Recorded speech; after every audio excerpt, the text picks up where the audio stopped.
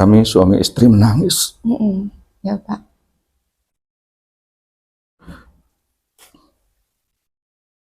Di mobil kami berdua menangis. Kita orang tua yang kejam atau bagaimana?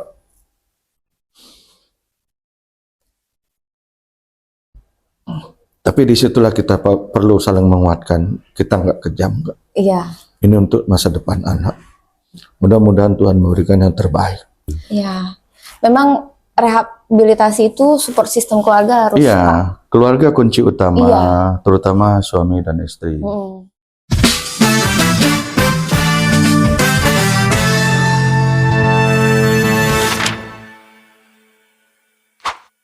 Assalamualaikum warahmatullahi wabarakatuh. Salam sehat dan salam bersinar, bersih narkoba. Sober, selamat datang di podcast Burgo BNNP Sumsel Berbagi Cerita. Ruang bercerita, pengalaman dan inspirasi dalam upaya mewujudkan Indonesia yang bersih dari penyalahgunaan narkotika. Sober, hari ini dalam rangka Hari Anti Narkotika Internasional, kami BNNP Sumatera Selatan menghadirkan narasumber yang kita akan mendengarkan langsung kisah dari seorang orang tua yang telah melalui berbagai tantangan saat menghadapi anak yang menghadapi permasalahan narkotika. Ya, semoga nantinya pengalaman ini yang akan dibagikan dapat menjadi pelajaran, penguatan, dan inspirasi bagi para orang tua di luar sana. Hari ini mari kita sapa dulu narasumber kita hari ini. Selamat datang Bapak, selamat pagi. Selamat datang, selamat pagi, salam sejahtera untuk semua. Terima kasih ya Pak sudah berkenan hadir dan berbagi cerita. Siap. Ya, Pak saya langsung aja ya Pak ya. Oke. Bapak sebelum kita bercerita jauh ya Pak ya, bagaimana awal mula Bapak mengetahui bahwa anak Bapak mengalami masalah tentang penyalahgunaan narkoba? Ya, terima kasih. Secara spesifik, saya lupa itu tahun berapa gitu ya. Tapi yang pasti memang diawali dengan kebiasaan dia merokok ketika duduk di SMP ya, kelas 2 apa itu.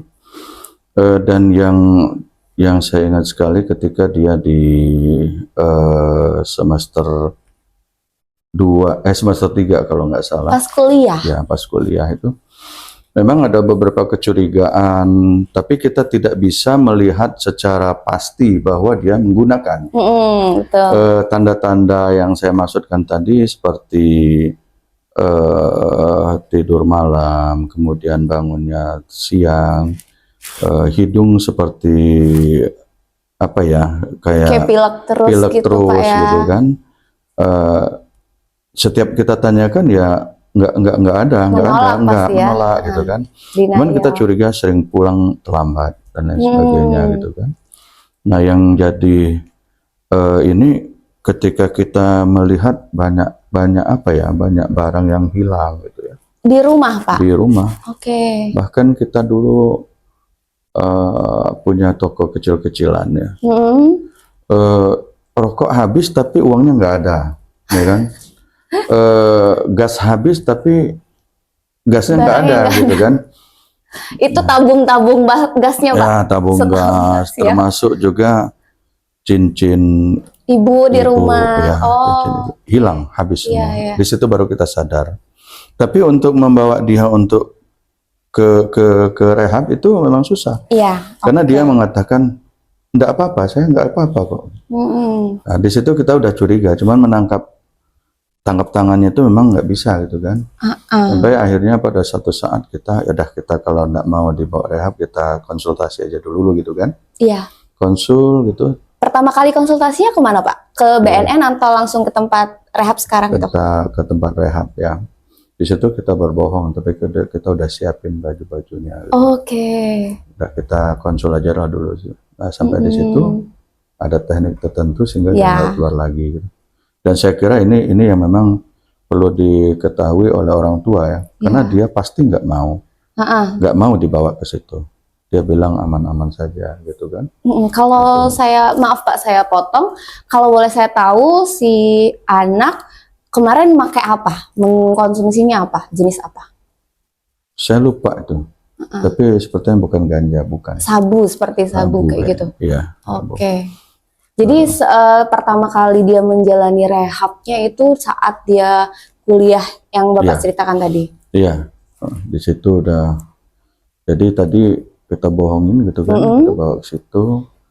Ada teknik tertentu sehingga dia nggak bisa keluar. Disitulah dia yang menyentuh hati sekali ya. Bilang ayah kejam, ibu kejam gitu. Nah disitulah yang timing benar bagi bapak ibu di rumah yang anaknya seperti itu. Disitulah harus benar-benar kuat. Harus tega ya Pak ya. Tega ya. Sampai kami berdua pulang pun di jalan ya terus terang aja.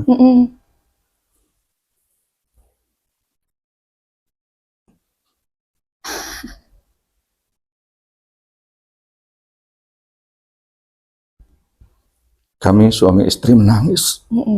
Ya Pak.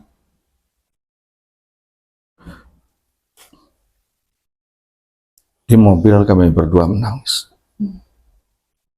Kita orang tua yang kejam atau bagaimana?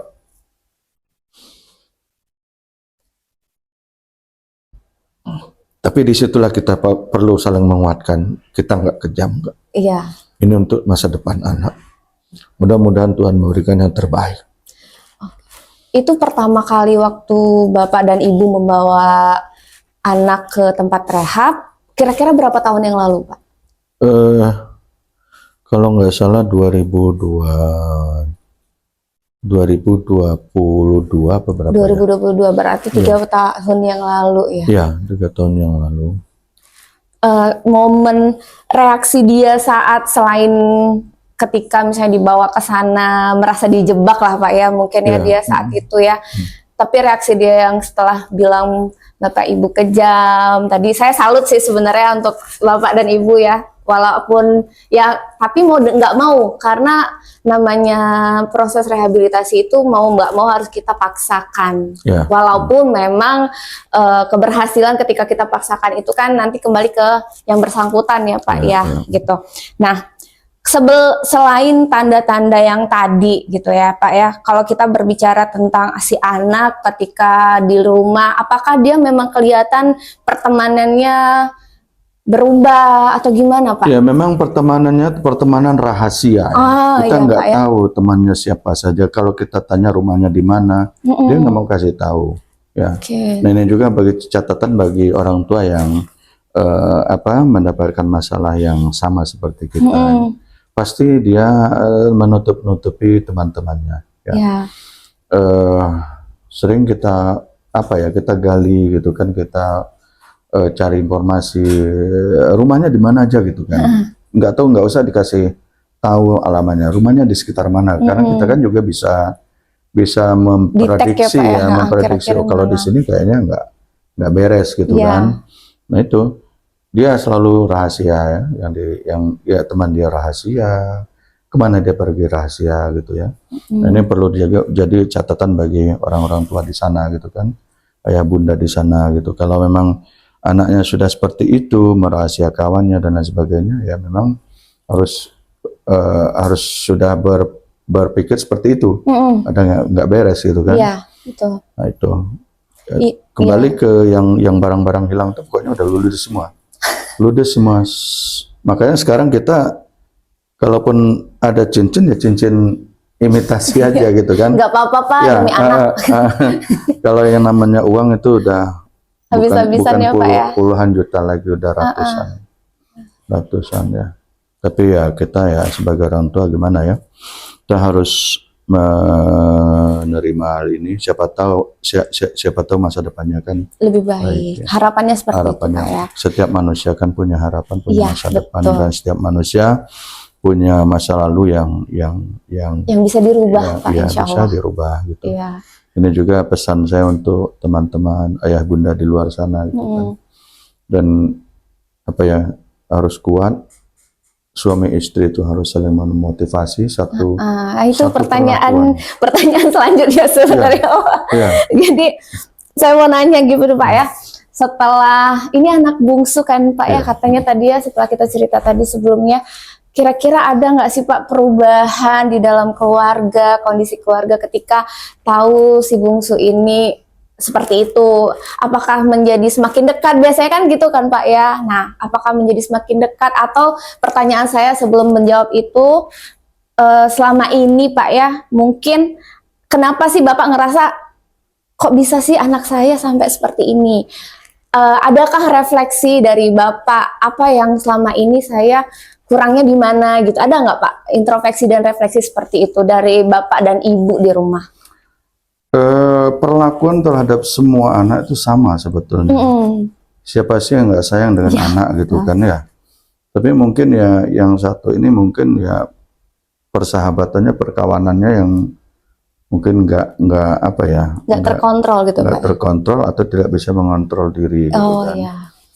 Ya yang namanya anak ya pasti ada nakalnya gitu kan, ada bolos sekolahnya ada gitu kan, ada ngambil apa di rumah ada, tapi kan apa ya, ini memang berbeda yang satu ini gitu kan. Kita nggak ada karena anak bungsu terlalu dimanjakan, nggak juga sih. Sama saja perlakuan kita gitu kan. Tapi mungkin ya pergaulannya yang, perkawanannya yang lepas gitu dari dia, yang nggak membatasi diri. Kita juga nggak istilahnya nggak terlalu memprotek dia. Iya, Pak, ya. Tapi ya tadi mungkin salah mencari teman gitu. Oke, kalau mencari teman. Nah, setelah kejadian udah ketahuan nih Pak ya, udah keluarga udah curiga, akhirnya tuh kondisi keluarga seperti apa Pak? Ya, ada penolakan dari kakak-kakaknya kan. Ya, seperti ya, karena dia juga merasa dirugikan, barang dia juga habis gitu kan. Kakaknya kan ini punya hobi tertentu ya. Barang-barang di situ ya habis gitu kan. Dicuri semua ya, Pak ya? Dijual gitu kan sama dia. Jadi kakaknya ini semuanya menolak gitu kan. Ya sebagai orang tua kan kita bisa memberikan pemahaman kan. Seperti tadi mereka tuh darah daging kami. Iya betul. Kalau dia itu sepeda motor ataupun apa, saya buang gitu kan. Potong-potong gitu kan, apa dijual kiloan gitu kan. Kalau ini anak itu darah daging kami. Disitulah perlu ayah dan ibu terutama ya harus kuat, saling menguatkan dan satu visi. Jangan sampai ibu melarang, ayahnya tidak. Ya. Kalau misalnya tadi dia minta uang sekian, gimana? Kita musyawarahkan untuk apa? Dan itu biasanya dia nggak mau kasih tahu untuk apanya. Gitu kan. Keperluannya tidak pernah tahu ya Pak ya. Kakak-kakaknya selalu menolak ini. Udahlah kalau kayak gitu ini.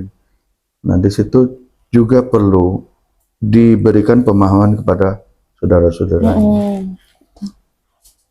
adik-beradiknya gitu ya.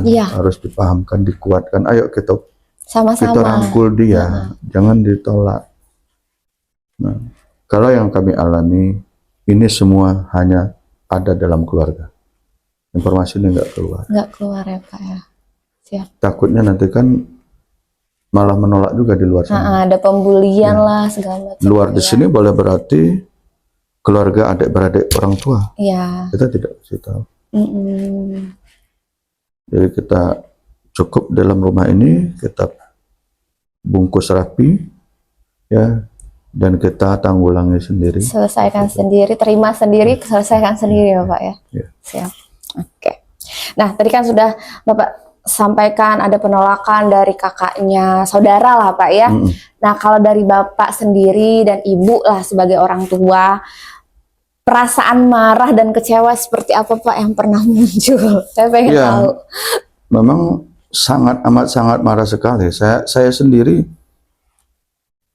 apa ya, merokok enggak. Oh, jadi nggak ada contoh ya Pak ya sebenarnya? Anak begini gitu kan, down sekali. Ya, benar-benar down. Merokok enggak, minum-minum, pokoknya hal-hal yang gitu enggak. Karena pulang kantor kita ya di rumah, apa kegiatan di masjid, udah gitu aja. Bahkan kalau ada rame-rame tetangga pesta pun ya kita datang cuman kadarnya saja, jam 10, jam 11 kita pulang, ya kan. Dan datang juga kita cuman jadi penonton kegiatan aja gitu kan. Begitu rame, Pak. Begitu anak kita begitu down sekali. Kok begini gitu kan. Tapi kembali lagi kan segala sesuatunya kan dari Allah. Iya. Ya kan? Betul. Siapa sih yang mau, Pak, ya? Iya, mau seperti ini gitu kan. Makanya terakhir kita bersandar kepada Allah. Kita sudah maksimal melindungi, mendidik dan lain sebagainya, mencontohkan dari kecil sampai dia besar, sampai dia remaja, sampai dia jadi seperti itu. Saya kira sebagai orang tua kita sudah mendidiknya dengan yang baik, memberi contoh dan lain sebagainya. Setiap orang tua saya kira begitu. Ya. Tapi ketika dia begini, ya sudah. Kembali kita kepada ketentuan Allah kan. Ya, ujian, Pak. Ya, ujian. Dan kalau kita telusuri ke agama kan seperti itu kan. Nabi Nuh ya kan ada anaknya ya kan? Nabi Muhammad pamannya. Nah itu mungkin penguat juga bagi kita untuk menghadapi dan menanggulannya anak seperti ini. Saya kadang ada miris juga ya di tempat rehab itu udah enggak, orang tuanya enggak tahu lagi. Memang sih kadang-kadang ada perasaan seperti itu. Iya, benar, Pak. Mending aku hilang anak satu daripada semuanya jadi kotor kan, semuanya jadi jelek kan. Tapi sekali lagi ya mungkin ini ujian Allah gitu. Dan Tuhan kan tidak memberikan ujian di luar dari kemampuan kita. Ya. Nah ini juga pesan untuk ayah bunda di luar sana, untuk bahkan ya saya bersyukur diberi seperti ini, cobaan seperti ini, biar mengingatkan saya. Iya, gitu. Betul, Pak. Bagaimanapun juga kita ingat Allah itu yang maha adil. Suatu saat pasti ada sesuatu yang baik, Pak, insya Allah. Ada hikmahnya. Iya. Oke, Pak, saya mau nanya lagi, Pak ya. Sebelum kemarin akhirnya Bapak mengambil keputusan untuk membawa anak ke pesantren Ar-Rahman lah, Pak, ya, nggak apa-apa kita sebut biar promosi sekalian juga, salah satu tempat rehab yang lumayan kita rekomendasikan sebenarnya selain BNN boleh ke sana, tapi itu milik swasta ya, Pak ya, tapi berbayar lah kalau di sana, tidak gratis teman-teman Sauber.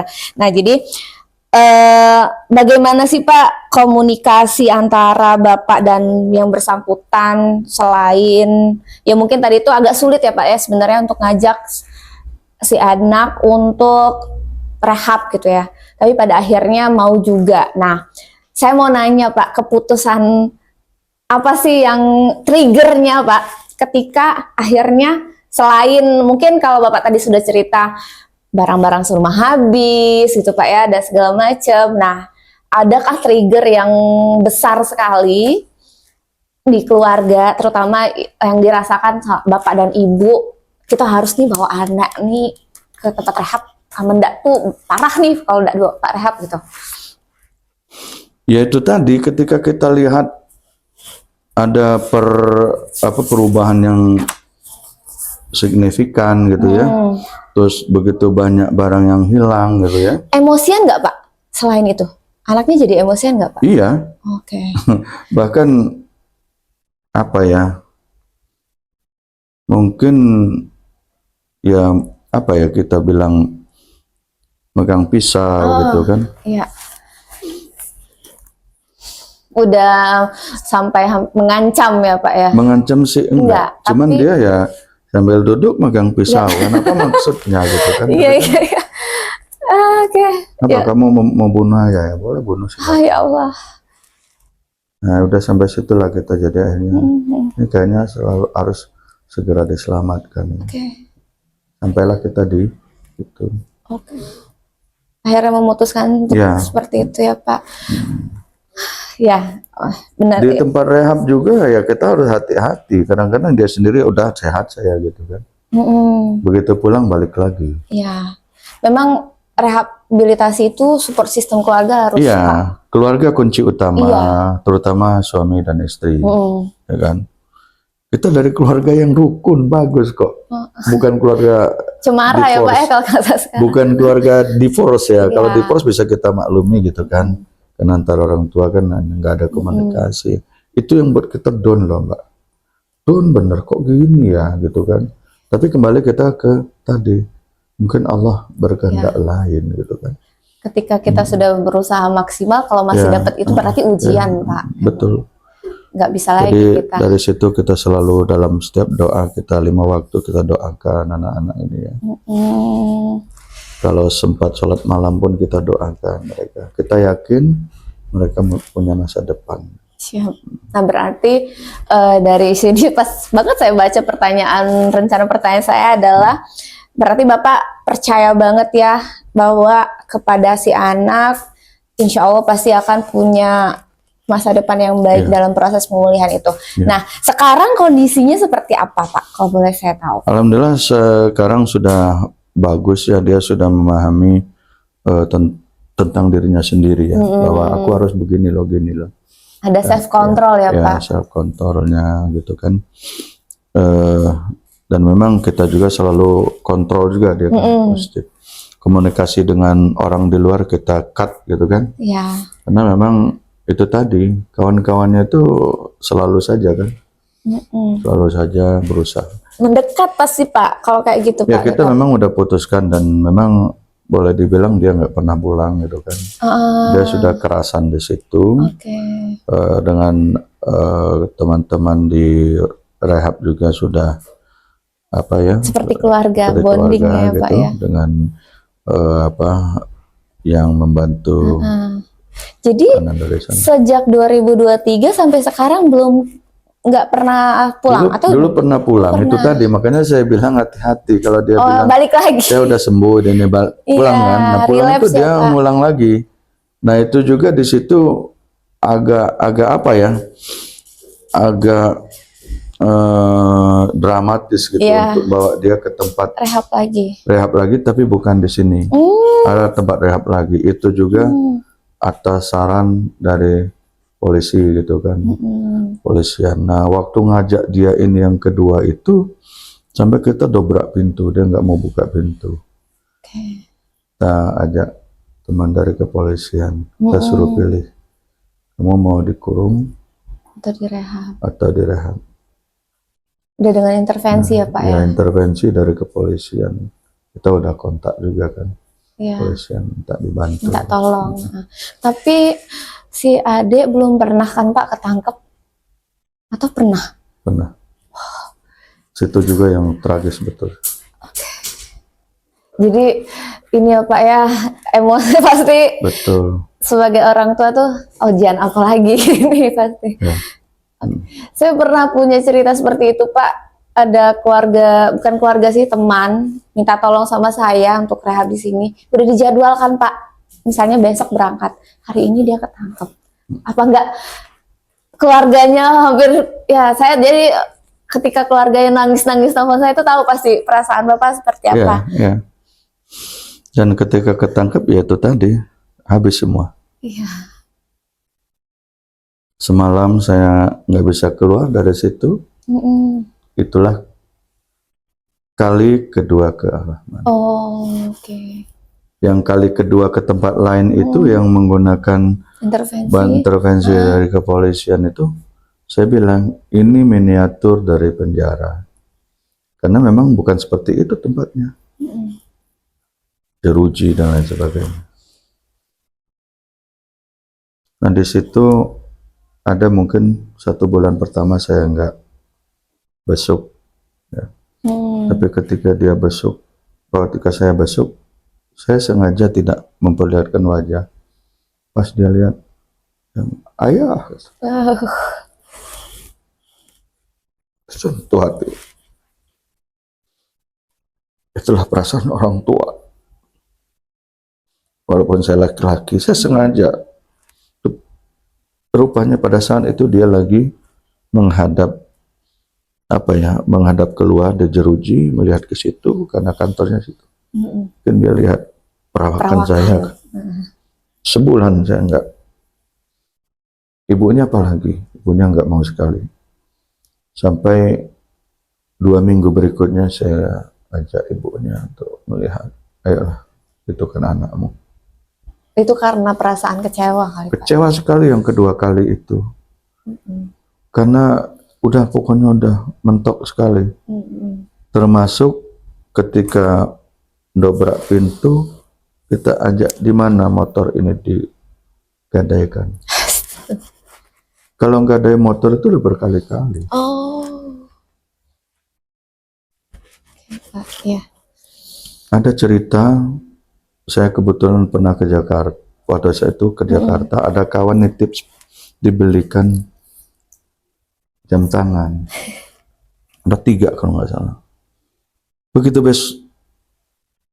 mau dibawa, mau dikasihin ke yang nitip? Ya, yang nitip nggak ada. Bisa dibayangkan pada saat itu. Ada 3 jam tangan titipan. Ya, ini juga pesan untuk ayah bunda di luar sana. Harus hati-hati. Jangan ada barang berharga di rumah. Kalau sudah ada indikasi seperti itu. STNK, BPKB, surat tanah, surat rumah, kalau bisa diselamatkan. Ya. Itu. Karena segala cara ya Pak. Segala cara. Itu. Oke Pak, saya mau nanya ini Pak. Pernah nggak si Ade ketika dia lagi habis masa obatnya itu Pak ya, lagi pengen banget pengen buat atau butuh banget si zat aktif ini di rumah Pak kondisinya. Maksud saya jadi kondisinya itu seperti apa, penanganan dari bapaknya dan ibu seperti apa untuk membantu dia gitu Pak.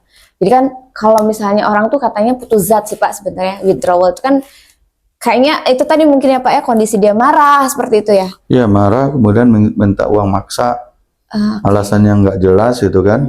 Itu alasannya nggak masuk akal, tapi sebagai orang tua kita udah tahu. Cuman untuk membuktikan itu kan nggak bisa, ya kan? Alasannya banyak.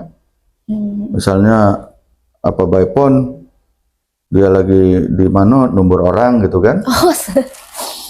Lagi di mana nyerempet orang gitu. Ya sudah, pikiran kita sudah begitu, tapi kan kita nggak bisa membuktikan secara tangkap tangan itu betul. Gitu. Ini susahnya gitu. Makanya kita jebak dan lain sebagainya. Gitu kan.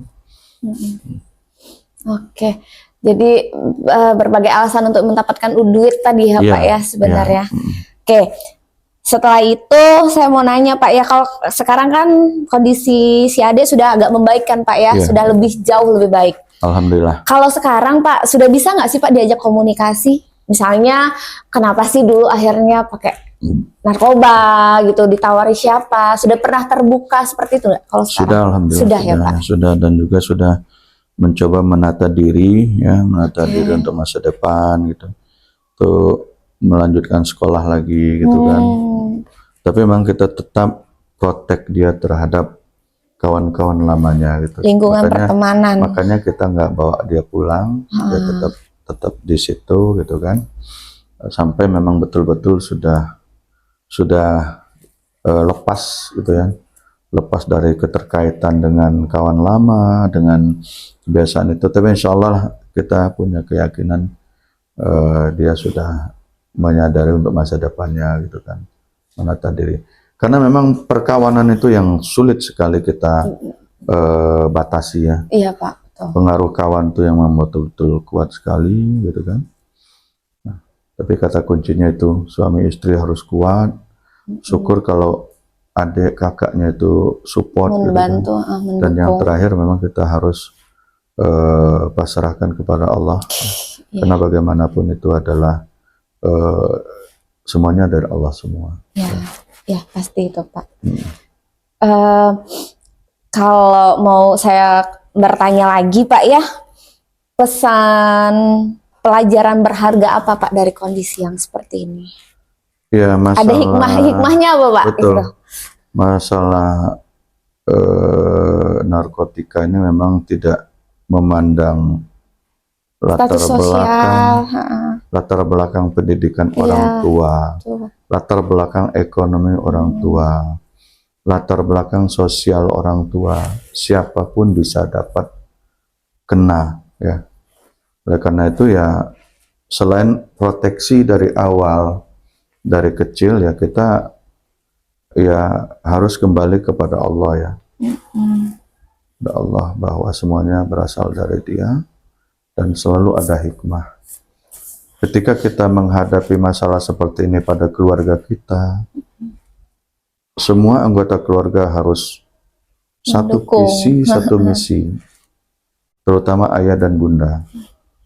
Syukur kalau orang-orang dewasa lain yang ada di sekitarnya juga support. Karena memang itu tadi, kuat sekali pengaruh di luar sana. Dengan temannya, dengan siapapun di luar sana. Yang saya rasakan antara saya dan istri itu memang saling support. Ketika dia down, saya support. Ketika dia benci, saya support. Sebaliknya seperti itu. Karena ibu ini kan kadang-kadang lebih berperasa ya. Perasa, Pak. Sementara orang tua kan rasional, laki-laki rasional. Bapak. Saya sering, udahlah, jangan percaya itu. Nah ini terjadi yang unik sekali kemarin. Katanya dia udah kerja gitu ya. Rupanya yang ngajak ini yaitu juga salah satu mereka buat semacam strategi redaksi gitu ya, saling menguatkan untuk menipu kita. Ya kita kan daripada ribut diamin aja. Ketika sudah, nah itu kan dari dulu saya udah curiga, tapi enggak apa-apa lah, mungkin ini itu kan mencoba untuk percaya, Pak ya. Iya, jadi dengan istri juga usahakan ya jangan sampai ribut gitu kan. Iya, betul Pak. Karena kita tidak biasa memaksakan istri, udah kayaknya dia udah berubah. Tapi laki-laki itu kan lebih menggunakan rasio kan. Otaknya lebih jalan. Ya, masa si A itu yang ngajak dia tuh kan mau minjem duit sama kita gitu kan. Kok ngasih kerjaan? Gitu kan. Padahal ini Bu, ini kan akhir tahun saya di luar kota, anak saya lagi sakit. Gitu kan. Nggak mungkin lah ya kita cuman kenal gini, paling enggak kalau kayak saya gitu kan tiba-tiba minjem duit dengan Mbak kan nggak mungkin gitu kan. Paling saya minjem dengan kawan di kantor bagaimana gitu. Saya udah curiga tuh, tapi ya dia sampai akhirnya oh ya ternyata benar. Jadi maksud saya suami istri juga harus support gitu, saling memahami, saling mengisi. Kalau janganlah gitu kan, nurut ya Pak ya, apa sejalan dulu. Laki ini rasionalnya yang kerja kan. Kalau ibu, enggak kayaknya ini nih gitu kan. Itu tadi Pak, sebenarnya rasa sayangnya itu kan lebih kan besar kadang-kadang Pak, lebih terlihat lebih besar gitu Pak. Jadi kalau mungkin kalau perempuan jadi lebih yang ya udah percaya gitu Pak, itu tadi ya. Jadi ayah bunda di luar sana ketika dapat masalah yang sama, harapannya bisa tetap sejalan, satu visi, satu misi. Karena tujuannya baik kan betul. Pak. Karena tujuannya ingin menyelamatkan anak biar lepas dari penyalahgunaan ini. Nah Pak, selanjutnya saya mau nanya nih, mungkin kalau tadi pesan ayah bunda, sekarang saya pengen Bapak memberi pesan kepada anak muda di luar sana, bagaimana sih cara mengontrol diri biar jangan terjerumus pakai narkoba, karena sekarang ini kan banyak sekali Pak jenisnya, bukan cuma ganjal, sabu, ada epomidate Pak, dari apa namanya, dari vape, mungkin memang harganya relatif mahal Pak, cuman siapapun kayaknya bisa beli ya Pak ya, apalagi ada Sinte Pak sekarang. Nah, Sinte ini mungkin Bapak juga bisa disampaikan ke masyarakat Pak, Sinte ini harganya murah dan saat ini mirisnya itu anak SMP pun sudah banyak pakai Sinte. Jadi saya pengen Bapak memberikan pesan kepada anak-anak muda di luar sana, bagaimana cara mengontrol diri yang baik biar terhindar dari penyalahgunaan narkoba. Ya memang sih semuanya berangkat dari diri kita sendiri ya. Kita harus punya punya semacam kata-kata untuk menolak atau aktivitas yang bisa menolak itu. Katakan saja kita bawa bekal dari rumah misalnya kan. Kalaupun kita ini anggap saja kita ini perokok gitu ya. Kita jangan mau menerima rokok dari orang lain. Itu anggaplah kalau kita situ ya. Kalau kita memang enggak gitu kan ya. Kita bawa minum dari rumah, bawa apa dari rumah gitu kan. Dan berani berkata tidak gitu. Ya, menolak ya Pak ya. Apapun itu gitu kan. mungkin kue kayak apa, kayak bukan berarti kita curiga, bukan berarti kita nggak mau bersahabat dengan orang lain. Betul. Karena kita tidak tahu dengan niat orang lain, apalagi yang ngasih itu orang yang tidak kita kenal. Betul sekali. Kita punya benteng lah gitu. Ya, apalagi di zaman sekarang ya Pak ya. Iya, betul. Ada kawan-kawan yang mungkin mau menjerumuskan kita kan. Jadi pesan tambahan saya juga ya Pak ya. Jadi teman-teman di luar sana kalau misalnya diajak sesuatu yang tidak berguna, atau tidak bermanfaat, berani untuk berkata tidak, berani menolak. Jadi memang pergaulan di luar itu sangat berpengaruh Pak. Tapi pesan kami, kontrol diri itu harus tetap kuat. Iya. Jadi bagaimana kita menolak, bagaimana kita melindungi diri kita sendiri itu juga harus kuat. Ya balik lagi tadi kata Bapak, kuatkan iman Pak. Iya. Kembali kepada Allah gitu Pak ya. Sesuatu yang gratis di luar itu belum tentu enak ya. Kasih permen gratis, kasih narkoba gratis. Juga awalnya gratis Pak. Gratis. Iya, sekali, 2 kali, tapi 3 kali mahal Pak. Mungkin tadi Bapak tadi yang sampaikan bukan cuma puluhan juta, bahkan sudah ratusan juta. Sober, keluarga sudah menghabiskan ratusan juta untuk sayang anak Pak ya. Iya. Sayang anak. Cuman itu tadi yang rugi bukan hanya diri kita kalau kita yang menggunakan narkoba, tapi juga keluarga dan orang lain. Ya, kalau misalnya diri kita sendiri kalau pakai narkoba langsung mati udah Pak ya. Ya. Selesai gitu ya. Tapi yang ada di sekitar kita orang tua, dan kalau misalnya kita pakai narkoba jenis yang halusinasi bisa nabrak Pak, itu kan bukan cuman satu keluarga yang kenal Pak orang lain pun akan dirugikan. Yang kenanya apalagi orang tua. Ya kan Pak, yang akan tanggung jawab yang ngasih ini siapa? Orang tua loh pasti. Keluarga yang akan terlibat di sana. Apalagi di bawah umur. Iya Pak. Ya, jadi saya dari tadi tuh sebenarnya merinding Pak podcast ini banget, dan memang podcast ini saya harapin banget Pak, udah lama siapa yang mau, karena selama ini orang-orang tuh nggak mau berani speak up Pak. Iya. Untuk kondisi seperti ini. Nah, kami tuh pengen dengar benar-benar dari keluarga, dari orang yang merasakan, Pak. Ya, kalau memang kita pikir udah habis-habisan, bener habis-habisan. Bener ya, Pak ya? Ya. Jadi tidak bohong ya, Pak ya? Kita harus sabar. Semuanya sekali lagi, itu sandaran terakhir kami. Semuanya ada Allah dan pasti ada hikmahnya. Insya Allah, amin. Benar itu yang menjadi kata kunci yang menguatkan kami suami istri. Dan insya Allah mudah-mudahan ada hikmah di akhir penderitaan ini gitu ya. Ya itu tadi, ikhlas sajalah, ikhlas. Kalau mau dipikir uang kumpul banyak-banyak dari tahun ke tahun, dari bulan ke bulan, habis gitu ya. Apa barang-barang berharga kita kumpulkan, ulang tahun kita beli, hilang habis betul. Dan pesannya jangan sampai ke keluarga yang lain Pak ya. Itu cukup di bapak aja dan ibu, jangan sampai ke keluarga yang lain yang belum pernah merasakan. Jadi pesan kami lagi, jangan cuek ya Pak ya. Jangan cuek. Nah, saya mungkin ini pertanyaan terakhir. Saya pengen Bapak memberikan pesan kepada keluarga, kepada siapapun di luar sana, di Hari Anti Narkotika Internasional ini Pak ya, tolong berikan pesan bagaimana ketika keluarga di luar sana menghadapi hal yang serupa seperti Bapak. Ya, terima kasih. Seperti yang sudah saya sampaikan tadi ya, sebagai orang tua tentu kita sudah melakukan yang terbaik untuk mereka, untuk masa depan mereka, pendidikan, contoh juga mungkin ya, semuanya sudah kita berikan yang terbaik. Tapi kadang-kadang apa yang kita hadapi ternyata jauh dari apa yang kita harapkan. Ketika kita menghadapi hal-hal seperti ini, memang kita harus kembali sebagai orang beriman bahwa semuanya adalah ketentuan dari Allah ya. Iya Pak. Ini kecuali kalau memang di awal udah nggak benar ya. Iya. Itu sudah saya yakin, tapi semua orang tua melakukan yang terbaik untuk anaknya.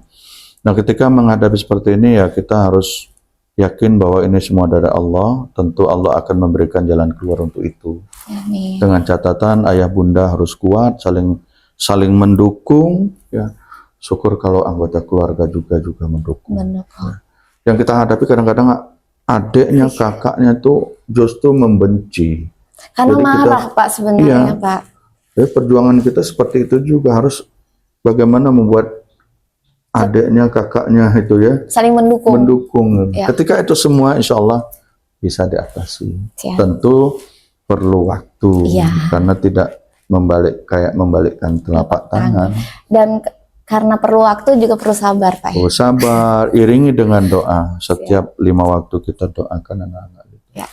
Itu yang pesan yang menurut saya yang paling mendasar. Segalanya dari Allah, tentu ada hikmahnya. Insya Allah, dan yakin ada saat-saatnya memberikan yang terbaik. Terakhir banget Pak. Harapan apa yang Bapak ingin untuk keluarga Bapak ke depannya? Ya, terutama untuk Ananda, dia punya masa depan yang baik, ya.